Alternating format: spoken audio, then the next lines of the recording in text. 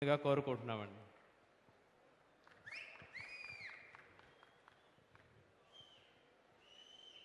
సభకు నమస్కారం. ఇప్పటిదాకా సినిమా గురించి మాట్లాడమంటే అందరూ నా గురించే మాట్లాడారు. కవితక్క నా గురించే మాట్లాడింది, సాంబశివరావు గారు, మంత్రి గారు. ఇప్పుడు తను నా పాత్రని పోషించడం కోసం వచ్చినటువంటి శివరాజ్ కుమార్ కూడా నా గురించే మాట్లాడుతూ ముగించారు. నేను నా గురించి చెప్పుకోవటం కాకుండా ఇవాళ ఈ చిత్రం నిర్మాణం జరగబోతుందంటే ఈ చిత్రం నేచురల్గా ఉండాలనేటువంటిది నా కోరిక. నేను ఏ పద్ధతుల్లో ఉండేవాడిని, నా పద్ధతి ఏంటి, నా విధానం ఏంటి, నా స్వభావం ఏంటి అనేటువంటిది ఉండాలి అనేటువంటిది. నా స్వభావం ఏంటి అనే దానికి వస్తే ఈ వ్యవస్థలో మార్పు రావాలి, మనందరిలో మార్పు జరగాలి. ఒకరిని ఒకరు మోసం చేసుకునే పద్ధతి కానీ, ఒకరిని ఒకరు దోసుకునేటువంటి పద్ధతి కానీ, ఇక్కడ చిన్నోడు పెద్దోడు అనేటువంటి తేడా కానీ లేనటువంటి వ్యవస్థ కావాలని చెప్పి నేను కోరుకుంటున్న నా స్వభావం అది.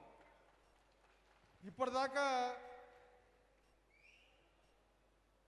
దేశంలో, రాష్ట్రంలో, ఉమ్మడి రాష్ట్రంలో పేదోళ్ళకి ఏం కావాలి, వాళ్ళకి కావాల్సినటువంటి వాటి కోసం ఏం చేయాలి, ఆ చేతలు చర్యలు ఎట్లుండాలి అనేటువంటి పద్ధతుల్లో సిపిఐఎంఎల్ ప్రజాపంద పనిచేస్తూ వచ్చింది. ఆ ప్రజాపందలో ఉన్నటువంటి నేను ఇలా మీ అందరికీ ఓ గొప్పగా చిత్రీకరించి చూపించబోతున్నారు. ఇప్పుడు మాట్లాడినటువంటి వాళ్ళు కూడా నన్ను గొప్ప నాయకుడిగా మాట్లాడారు. నేను గొప్ప నాయకుని కాదు అని నేను అనుకుంటున్నా. సామాన్యుల్లో సామాన్యుని, సామాన్య ప్రజల కోసం ఆ ప్రజల్లో ఉండి ఆలోచిస్తున్నటువంటి వాడిని, అట్లనని చూడాలనేటువంటిది నా భావన. ఇలా ఈ చిత్రం నిర్మాణం జరిగిన తర్వాత ఈ సభకు వచ్చినటువంటి మీరే కాకుండా మన రాష్ట్రంలో, మన దేశంలో ఉన్నటువంటి ప్రజలందరూ చూసి ఆ మార్పుకి స్పందిస్తారని చెప్పి, ఆ మార్పుని అమలు చేస్తారని ఆశిస్తారని నేను కోరుకుంటున్నా, భావిస్తున్నా.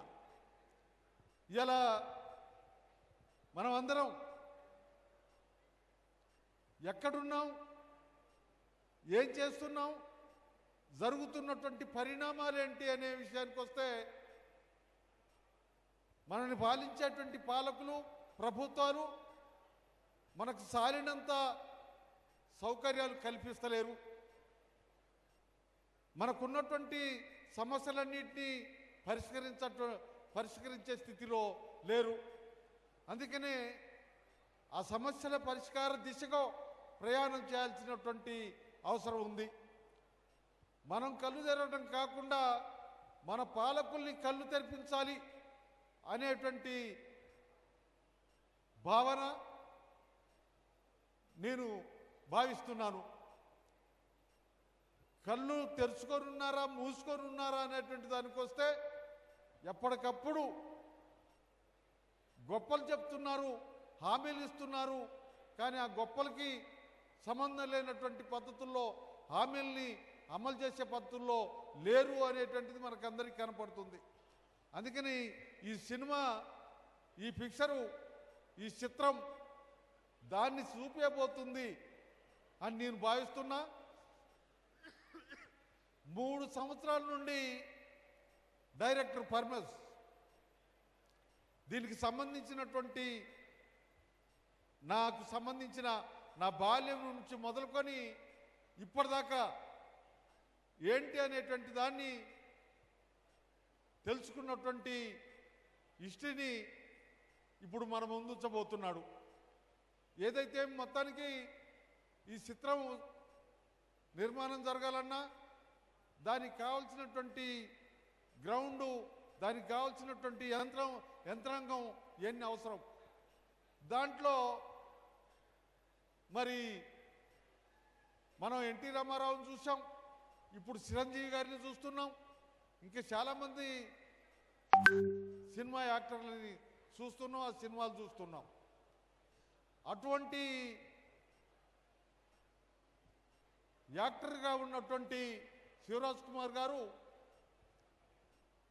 పర్మిస్ పోయి కోరగానే ఒప్పుకొని ఓపికగా ఇవాళ మన పాల్వంచకి రావటం సంతోషకరమైనటువంటి విషయం. ఆయన ఆ చిత్రాన్ని మనందరికీ ఉపయోగపడే పద్ధతుల్లో, ఈ వ్యవస్థలో మార్పుకు కావలసినటువంటి పద్ధతుల్లో వ్యవహరిస్తాడని, యాక్షన్ చేస్తాడని చెప్పి భావిస్తున్నా. ఇలా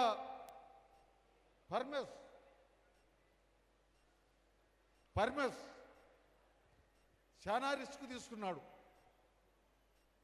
ఆయన తీసుకున్నటువంటి రిస్క్ని ఇక్కడ మన పాల్వంచలో ఉన్నటువంటి సురేష్ రెడ్డి గారిని కూడా దింపాడు. మొత్తానికి సురేష్ రెడ్డి గారు, పరమేశు, శివరాజ్ కుమార్ గారు వీళ్ళు మన ముందున్నారు. ఇప్పుడు మన ముందుకి రాబోతున్నారు. మన ముందుకి వచ్చేటువంటి చిత్రం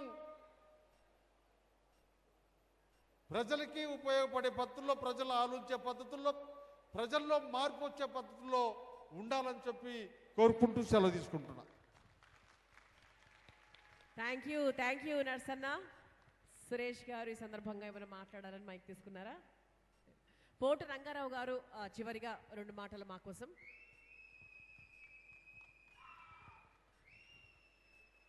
బిజినెస్ ఇంకా గట్టిగా వేయచ్చు, పర్వాలేదు.